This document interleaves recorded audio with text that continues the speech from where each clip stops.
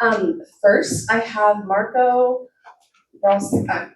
I'm sorry, I got a little scribbly, so I'm gonna just ask you to share your name. My name is Marco Rosale Rossi. I'm in Thank District 4, Tacoma. Wonderful. Thank you. Start, go ahead. Yep. Okay, thank you. I would like to speak on the issue of expanding the council and introducing a system of dynamic representation. I think it goes without saying that this day and age, there's a lot of people who have lost faith in our democratic system, and there is some justification for that. Over the years, we have seen our democratic institutions become less and less attached to the people. And one of the reasons for that is as our population has grown, our systems of representation have not grown with them. That is true on the national level, where the House of Representatives has been the same basically since 1929. That is true at a lot of our state levels, and that's true at our local levels. Well, at the turn of the 20th century, there was a great effort to shrink a lot of our city councils and county governments, and we haven't adjusted for that, even though we've seen tremendous growth in our population. There is a simple way to rectify this, and that is to start expanding local governments, local county governments, municipal governments, and to introduce a system of dynamic representation so we see the representation grow with the population. And dynamic representation has several advantages. One, it allows it so that candidates can engage in retail politics and interact directly with voters. Problem when you have districts that are too large, whoever engages in the best wholesale politics, which means you can raise the most money and have the most mailers, you're going to reach the most voters. Or if districts are smaller and at a reasonable size, you can get a group of volunteers, knock on door to door, engage in people one-on-one. Two, it prevents some of the partisanship that we have in our system and in trying to gauge the structure of the system to benefit any particular party. Every time there's talk about expanding seats, people discuss trying to expand them in such a way that benefits their party over another. If you have a system of dynamic representation that the seats automatically grow with the population, you can prevent those fights. And then three, it ensures representation from minority communities. Here in Washington State, we have passed the Washington Voting Rights Act to try to prevent voter dilution of minority communities. We should go a step further than that. We should go a step further by introducing a system of dynamic representation where we actively encourage and actively ensure that minority communities, whatever minority they are, if they're racial minorities or if they're rural minorities, are going to have a seat at the table and make sure they're going to be represented in our system of government. Now, I know that dynamic representation is a system that seems relatively new, but it's actually being revived. At the start of our country, a lot of our founders really believed in a system of dynamic representation, and there are some local governments that practice it. Barnstable County in Massachusetts has a system of dynamic representation for their county government where they weight the votes depending on the population of the city. Thank you. And I just will encourage the... I'm sorry that you're at 3 minutes. Okay, yes, that's just wrapping up. Thank you. Nathan Gordon Black. Mer, close enough. Thank you. Okay, ready? All right, I'll be reading something because I get nervous. Justice is nothing else than the interest of the stronger. Doesn't that make you uncomfortable? Don't you crave the inverse of that, right? That Plato quote always sticks with me. But before you were politicians, each of you looked around you and found discontent with the state of things. You raised your voices, sought the power to make change, and were successful in doing so. How many of you would have, I wonder, if you saw the systems you lived in and felt that they were working well and that you didn't need to make a change to bring it in line with the world that you desired? Your voices rose from the populace, and now that you sit in a position that magnifies those voices, you have a responsibility to extend that power back to the almost 1 million people who reside in Pierce County. Isn't that number staggering to you? That's almost 143,000 people per council member. You'll have to excuse me some rounding, of course. And there's no conceivable way that they know or will ever meet even a fraction of that population. In a time when we are facing more day-to-day pressures, the cost of living, the strain of work, the constant looming peril of homelessness, we ought to be doing anything we can to bring in the voices of people that do not have the luxury of spending the time that many of us do in political action. Our current system here in the county is one that actively disenfranchises the voices of the people. The direction of power, I think, when it comes to liberty and justice should be that it serves always the needs of those who have it the least.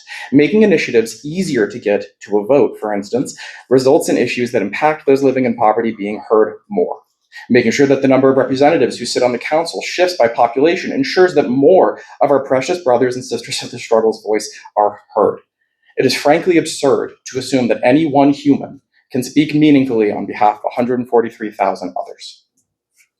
In addition to these changes, both of which give breadth of range and volume to the voice of the people, ranked choice voting would enhance the complexity of those same voices, allowing people to express more what it is that they actually want from government.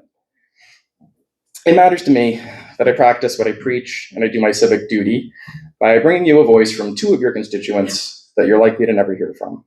A couple living in a car around the block from my house. I had checked in with them a few weeks back when it was really cold, and they opened the door and yelled, "Hey man, fuck you, we're in a car and shit is hard out here." And I'm sorry for swearing, but now you get to hear from them, which is pretty different than what you normally get. I think I know which way they would want you to vote on those measures. I opened with Plato. I want to close with a slightly modernized quote from Voltaire. Everyone is guilty of all the good they don't do. That's all I got. Thank you. Do you want to share your district? District 4. Thank you. Jamie Pelosi? Pelobly. Yeah, Pelosi's one letter off. That's okay. Yeah, A little different. Good evening, commissioners. My name is Jamie Pelobly. I'm the mayor in the town of Wilkeson in District 1. I want to start by saying I support the intent of Amendment C22. I'm here tonight because our community is currently living through what happens when infrastructure is not prioritized. When a critical bridge in our community failed, it did not just create a detour, it disrupted emergency response, strained local businesses, and fundamentally changed how people move, work, and access services. In rural and unincorporated areas, infrastructure is not optional. It is the foundation of public safety and economic survival. Elevating roads, bridges, and stormwater systems as a charter level priority is the right decision, especially for communities that are entirely dependent on vehicle access. But I also want to be clear about something. Prioritization cannot stop at the language. For communities like ours, we've seen what happens when infrastructure is acknowledged as important, but not acted on in time. This amendment is strongest when it recognizes three realities. First, infrastructure failure is a public safety issue. Second, it has immediate and measurable economic consequences. And third, rural communities do not have redundancy. We rely on single access points that, if lost, isolate entire populations. I would encourage the commission to strengthen this proposal in a few key ways by explicitly recognizing emergency access and life safety as core drivers of infrastructure priority, by incorporating economic impact into how projects are evaluated, and by ensuring that reporting includes not just conditions, but timelines and accountability for action. This isn't just about roads, it's about whether communities remain connected, viable, and safe. And for unincorporated Pierce County, those are questions that are very real. This amendment is a meaningful step forward, and with a few refinements, it can become a more powerful tool to ensure communities like mine are not left behind when it comes to infrastructure investment. Thank you for your time and consideration. Thank you. Next is Jeff Winter.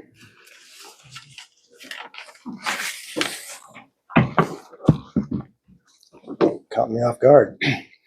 Jeff Winter, District 5. Madam Chair, members of the commission.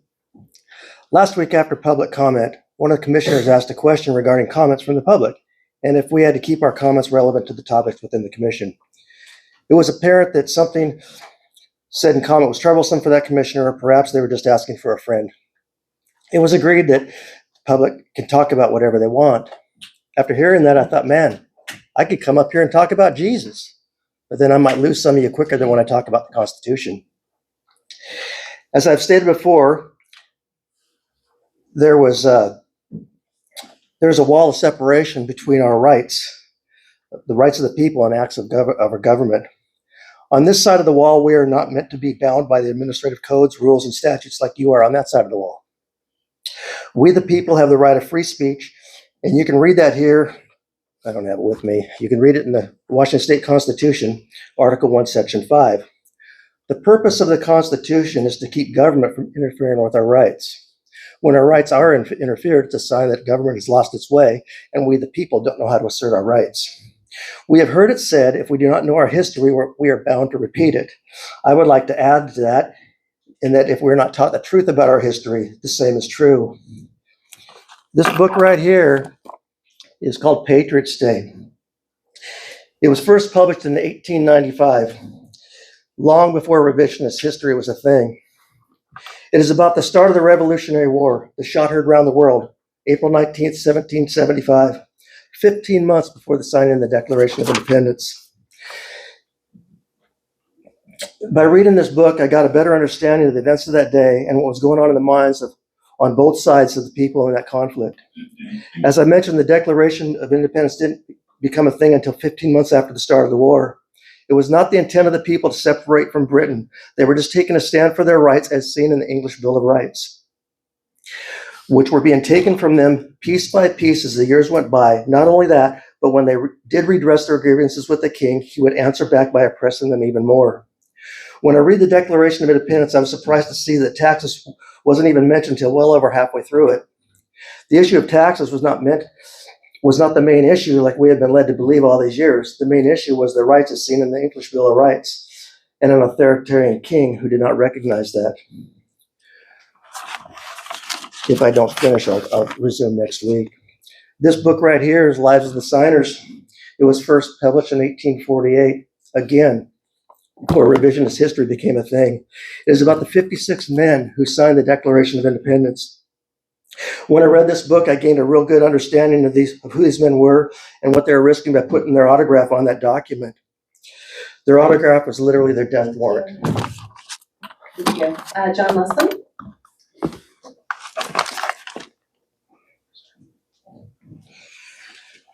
Hello, my name is John Leslie, District 5. You all should have my handout in front of you. C19 and C20 on conflict of interest is on the agenda, so I decided I wanted to speak on that. Done a little bit of research in it, and I want to preface this by saying that none of the things that I brought up in here are a condemnation of anybody. I've identified what I feel are some conflicts of interest, but that doesn't mean that there's anything nefarious or wrong about anything in there. I want to make sure we understand that clearly. In the charter section in question, I put it in big type, but I still can't read it. 9.45, no county elected official shall hold any office or employment with county government or accept any employment or compensation from any county contractor during his term of office. The Charter Review Commission has some folks in it that do serve on boards and commissions who receive money directly from the county. Again, these are honorable pursuits, so this is not a condemnation, but it illustrates that there's potential for conflict of interest here. I've listed them off. I'm not going to make a spectacle of all of them. They're in your handout. And I didn't research all of them. And Commissioner Hunter made a point that he is no longer on the Economic Development Board for Tacoma, so forgive me for that inaccuracy. The other one was aspirations for higher office. We have at least 2 commissioners who have declared their candidacy for higher office. 3, there'll probably be more. Filing week is coming up May 4th, so I won't be surprised. And again, this is not a condemnation. That's an honorable pursuit. But I think that all of you commissioners can see where there is a conflict of interest. You're going to be voting on whether to change the term limits on county council members from 2 to 3 terms. So anybody aspiring to be a county council member could be voting themselves another term in office. I'm not suggesting anything nefarious, but I'm pointing out if we're looking at conflict of interest, this is an area that you should be looking at. Thank you. Thank you. Next is Harold Johnson.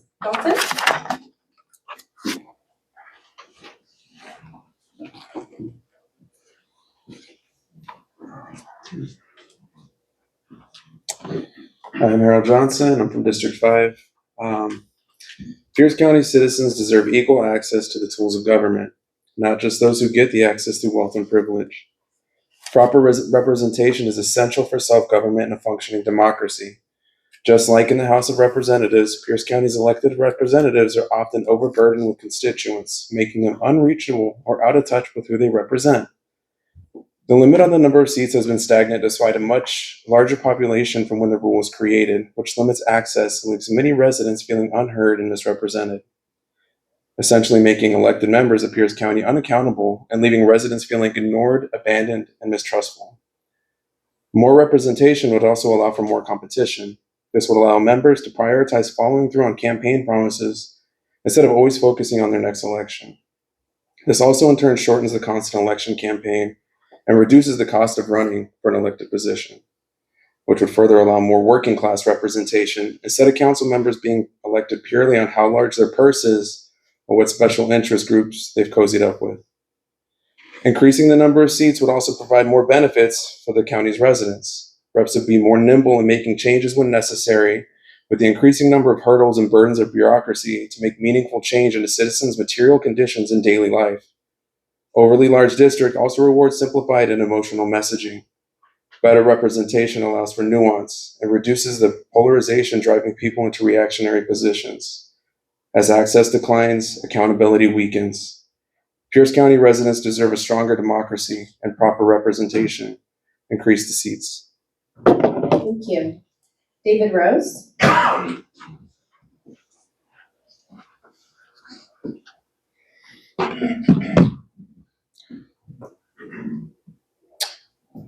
Good evening, Commissioners. I'm David Rose, District 4. There was an idea floated a while back that the reason Amendment P3 specifies 80,000 is because that's what the districts were back when the charter was first adopted, and that's not the case at all. The districts were actually 69,000 back in 1980, and that has nothing to do with why I wrote 80,000. How many of you are aware that dynamic representation is already written into Washington state law? Believe it or not, non-charter counties are required by Washington law to be governed by a commission of 3 unless their population exceeds 300,000, in which case the voters may decide to increase to 5, or if their population exceeds 400,000, the commission shall increase to 5. Does anyone know what 400,000 divided by 5 is? It's 80,000. Before anybody gets too concerned that there's some big non-charter county out there with 500,000 people, there is exactly one county in Washington this law actively applies to. It is Thurston County. Their population within the last 5 years or so finally reached 300,000. And do you know what they did as soon as their population allowed it? They increased to 5. So now they have 1 per 60,000 on their commission. The reason I mention this is because a particular commissioner during comment last week made my amendment sound like some kind of a pipe dream or a romantic idea that I pulled out of my behind. But the fact of the matter is, this is not my idea at all. I have already shared with you last week the historical roots of this idea, the ideas of George Washington, the namesake of our state, the ideas of James Madison, the father of our Constitution. Now I have shown you how this amendment is rooted directly in Washington state law and how the will of the people of the only county this law actually applies to, they enacted that as soon as they were able to. I want to finish with one more piece of history because I know there are a lot of people concerned with increasing the size of government and the costs associated therewith. A guy named Patrick Henry, give me liberty or give me death. He was actually nominated as a delegate for Virginia to the Constitutional Convention, and he refused to go because he feared it would result in representation that was too far removed from the individual citizen. Patrick Henry, the reason I mention him, was a vehement anti-federalist. He was the original small government conservative. And his ideology was rooted in the idea that we should not put too much power in the hands of too few people. I understand increasing the size of the bureaucracy would be giving the government more power, and I understand where Somebody might be opposed to that. But the flip side of that coin, the root of that ideology, is the too few hands. And the too few hands is where the power is at, and that is in the legislature. He was a strong advocate for smaller districts and more representation. Thank you. Last on our list in person tonight is Leonard, and I'm sorry, Hahn? The last one is on. Thank you. Of course, thank you. Thank you, guys. Everybody here, my name Oh, is. we need your microphone, please. Oh, sorry. Can you hear me now? On. Okay. Good evening, everybody. I'm here to encourage y'all to vote for having the clerk be elected by the people.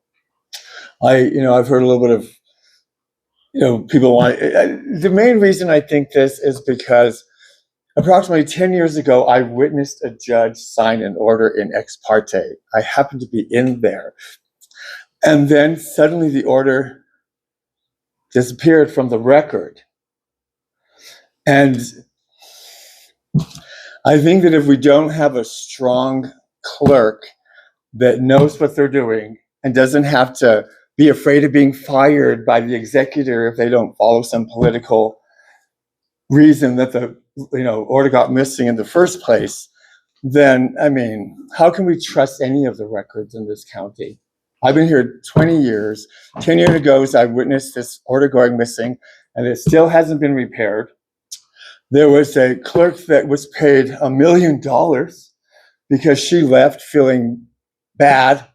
But instead of having this person have the authority to say, yes, this order should be put back in the record, instead of having that, it went up the chain, up the chain, up the chain. There was an executive. He's here.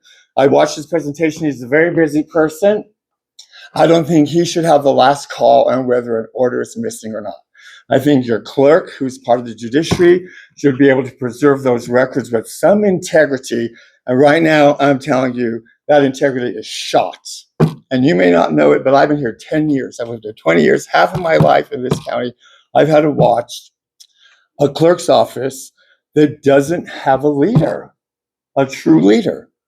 Okay, I got my peer specialist certificate a long time ago in 2005, and I happened to be able to be the person who ran the Pierce County Crisis Center for whatever shift I was on. I was the MHP in charge. And as the MHP, I was able to direct police, psychiatrists, everybody in the direction of recovery. And that was my job, to have that authority. I was a peer specialist, but I could tell a policeman, I could tell a probation officer, I could tell a judge, I could tell anybody that they were doing it wrong. They were not using the recovery model. And it was my job to show them the way. And I think the same applies with the clerk's office. You have to have someone with some kind of authority who can say, just put the record back on links, for crying out loud. But we don't have that kind of authority. We had our newly, appointed clerk talking about how he has to, listen to the people above. He is not the authority, and he should be the authority on integrity and preservation of records. If you don't have an authority like that elected by the people, you got a mess. I encourage you to elect how the clerk be elected. Thank you for your time. Thank you. Ken Paulson?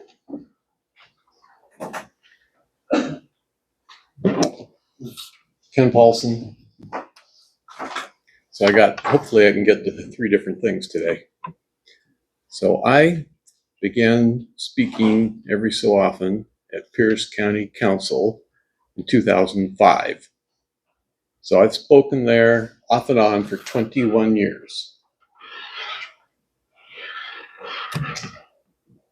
I know the people. Talked to Barbara Gilman a year ago. She called me on the phone.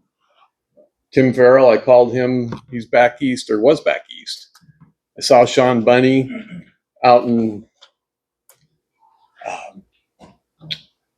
South Hill somewhere. He's changed. So I say that to say this. One time, other than a Pierce County Council meeting, was there a coffee for me to go to for my district. That's 21 years. If there was 9 people, it didn't matter. one time I was offered. The reason why they want 9 people is to get rid of what you don't know about is when, I don't know what district he's in, but he's up for election. If they get a Republican that's not willing to raise taxes, then they're not going to raise taxes in Pierce County because it takes 5 to raise taxes. And right now there's 3 Republicans, but 1 voted to raise taxes. So that's the reason why they want 9. So now you know.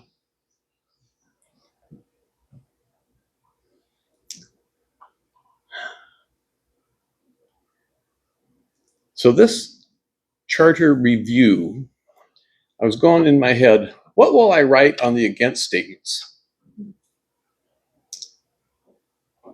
And this is kind of the opening paragraph or sentences.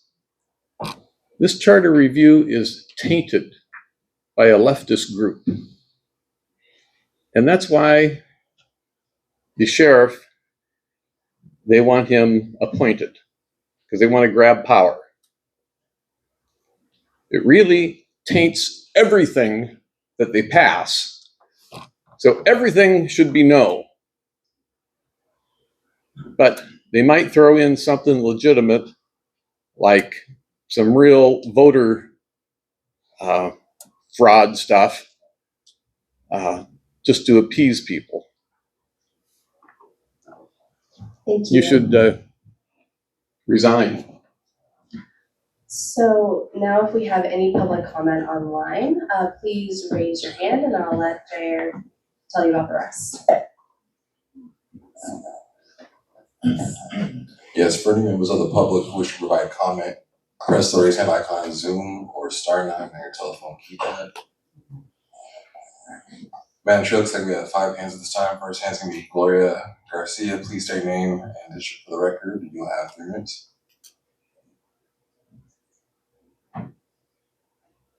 Hello, Gloria Garcia, District 4. I'd like to speak in favor of expanding the council and also ranked choice voting.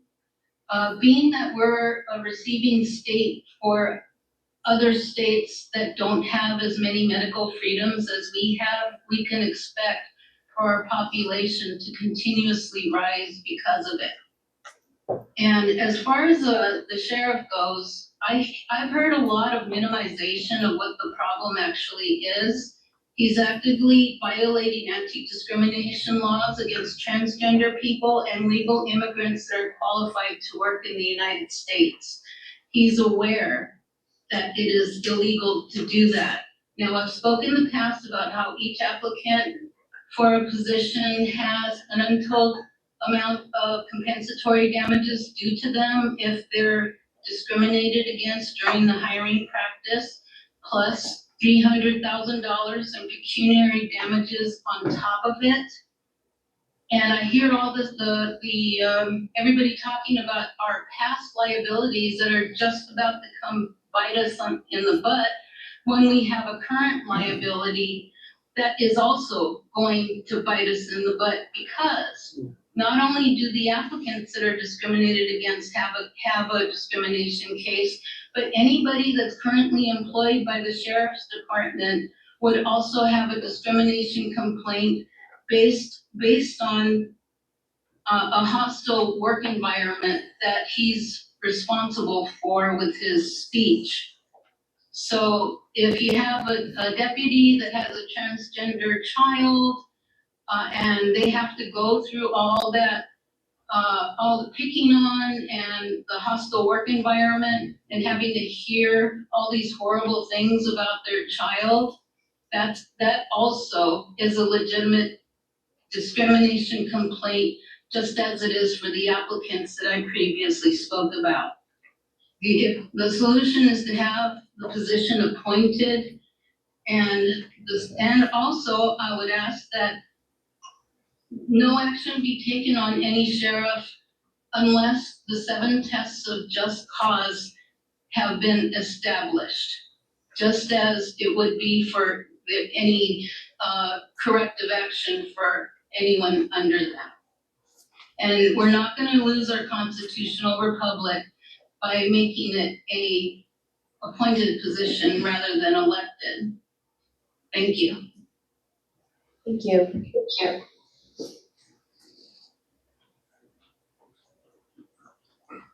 Next, we have Jonathan Pottle. Please state your name for the record. You will have 3 minutes, as well as your district. Hi, I'm Jonathan Pottle and I live in District 7. I'm speaking in support of the amendment to increase the size of the county council and use dynamic population-based representation, E-3 on the agenda, I think. The ratio of constituents per council member has nearly doubled since 1981, if I have the numbers correct. This effectively dilutes the influence of all individuals and communities within a district. While this is obviously undesirable for any constituents, representing essentially a loss of our voice, it is especially detrimental to our already marginalized neighbors. Crucial minority voices and concerns can be drowned out in an overly large district. Things like this are done with gerrymandering to bring about this result on purpose, but calcification of district maps can possibly lead to pretty similar results. Overly large districts are also detrimental to the process of becoming and serving as a council member. Elections become larger, requiring more fundraising and thus less time spent doing the will of the people. This also shuts out those with less wealth and fewer wealthy friends, which promotes the oligarchy of the rich, which I don't know about you, but I'm frankly sick of. Expanded and dynamic population-based representation keeps council representation in line with the people being represented, which will necessarily change over time for a growing county. That sounds democratic and responsive to me, which is what I would want out of a county charter. Similarly, I'll also voice support for the amendment to change the threshold for citizens' initiatives, which are a powerful tool for democracy in our current society. I think that's C-23 on the agenda. Tying the initiative signature threshold solely to county executive elections, which coincide with ever popular US presidential elections, does not reflect actual county voter turnout over time. Using an average of multiple elections turnouts as the basis for thresholds will still provide an appropriately high signature threshold for something that's meaningful and impactful as citizens' initiatives, while being more realistic about voter engagement in the county as a whole. Shouts to all the leftists out there. Thanks for your time. Thank you. Next, we have Kirk Wald. Please state your name for the record. You will have 3 minutes and your district.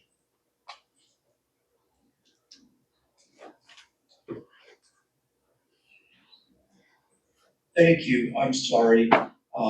I had trouble unmuting.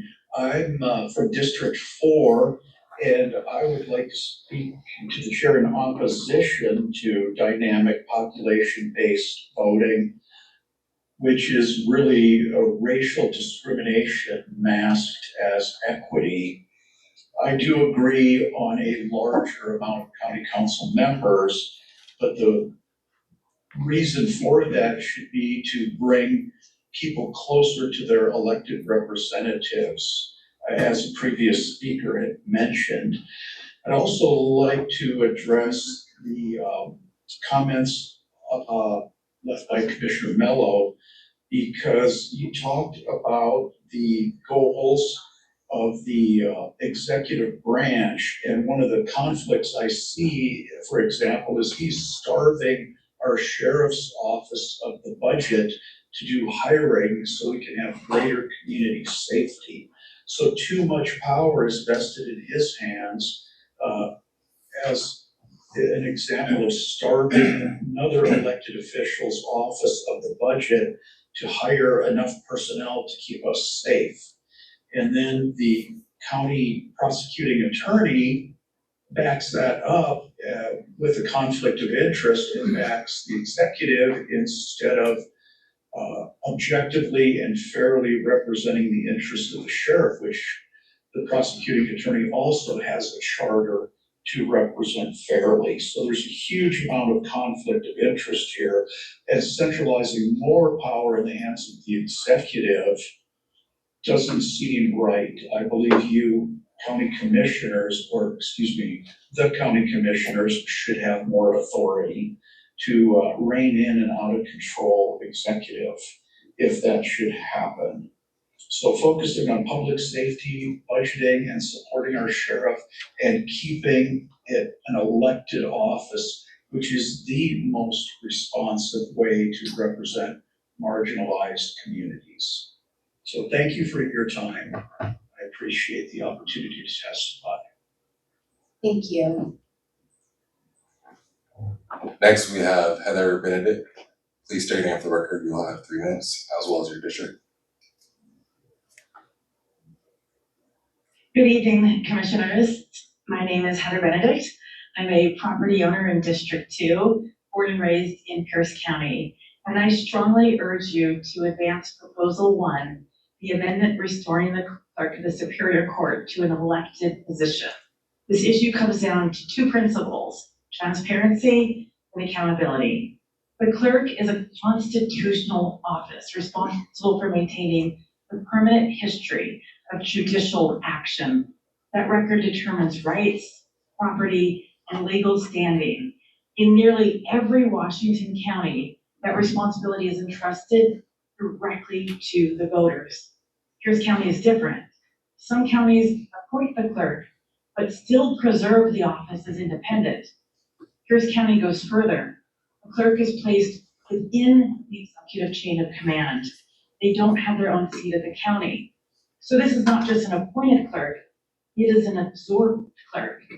You can move boxes on an organizational chart, but when the clerk answers to an internal supervisor, not directly even to the executive, and instead of the public, accountability flows inward, access is filtered, and transparency becomes discretionary. And we've seen the consequences. Last year, the structure resulted in a $1 million taxpayer-funded settlement to the appointed clerk. 5-month vacancy with no clerk at all, and the Washington State Auditor shows a $1.9 million of improperly dispersed trust funds. These are not abstract concerns. They are measurable failures in public accountability. So the question becomes, who is holding this office accountable? Today, it's the executive, not the voters. And from the public's perspective, access is not just limited, it is obstructed. For nearly 10 years, I have attempted to resolve a document record issue through the request of a simple meeting with the clerk's office. Instead, I have been redirected through layers of executive bureaucracy without resolution still today. That is not transparency, that is obstruction. Most importantly, the structure fails in its core duty, preserving the integrity of the public record. In my family's case, a judge signed an order in open court, stamped and filed by the clerk, and then it disappeared from the official record. I was later told to rely on an audio recording instead, but a recording is not a judgment. The record is. This amendment restores an independent clerk directly accountable to the public, whose duty is to preserve the integrity of the court record without interference.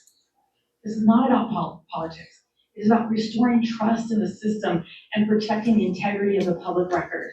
I respectfully ask for you to advance P1 amendment and return that accountability to the people. Thank you for the opportunity. Thank you.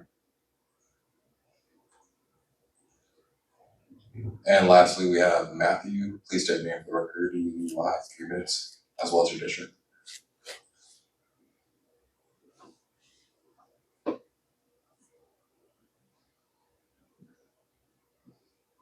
Hello, can you hear me? Yes. Okay, let me just pull it up here. Okay, so here's my comment. I live in District 2, and I just want to speak on the sheriff being an appointed position instead of an elected position. So I believe that Keith Swang's rhetoric has created division and made our community distrustful of our law enforcement officers. Before Keith Swank, we had Ed Toyer, who also made distrust in our community by alleging that a black postal officer was in his neighborhood for an unlawful reason, even though that man was working. So we've had a record of sheriffs in our county who have not done their duty as a sheriff and has created division and harm. Keith Swank has also created fear by saying that he wants to work with ICE and other detention centers. And as we know, many families and community members have been split apart from ICE. And, you know, as someone who is also part of the immigrant community, I know many members who are afraid to go out to Tacoma. They're afraid to go out to Ruston Way. They're afraid to do the things that they like doing because of this fear that they are not welcome in our community. So when these type of things happen, I think there needs to be an appropriate consequence, right? There needs to be consequences for when our elected officials decide to use fear and intimidation to get a message across. So I just want to close off by saying, you know, I support having the sheriff be an appointed position at this point, because the pain and trauma that one endures from ICE is not just troubling, but is traumatic.